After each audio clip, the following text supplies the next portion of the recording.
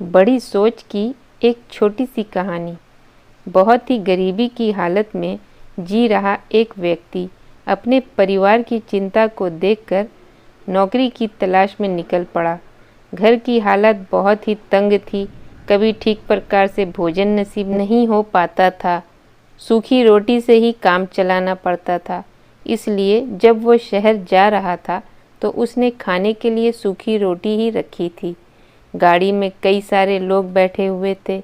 वो नहीं चाहता था कि कोई उसकी गरीबी का मजाक उड़ाए, इसलिए वह रोटी का टुकड़ा उठाता और खाली टिफ़िन में घुमाता। वह जताना चाहता था कि लोग सोचे कि वह टिफ़िन से कुछ खा रहा है, लेकिन लोग समझ जाते हैं और हैरान रहते हैं कि यह व्यक्ति आखिर कर क्या रहा है।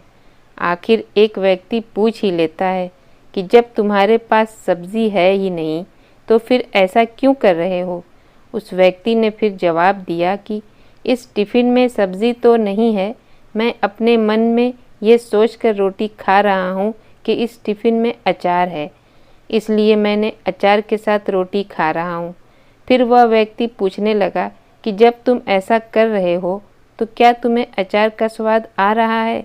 युवक ने जवाब दिया, हाँ क्यों नहीं, आ रहा है, इसलिए तो मैं बड़े प्यार से रोटी खा रहा हूँ। इतना कहते दूसरे व्यक्ति ने पूछा, अगर सोच के ही खाना था तो मटर पनीर सोच के खा लेते, उसमें क्या खर्चा आता है।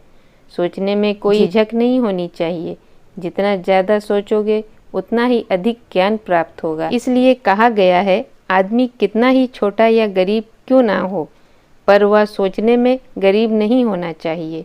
उसकी छोटी सोच ही उसे छोटा बना देती है।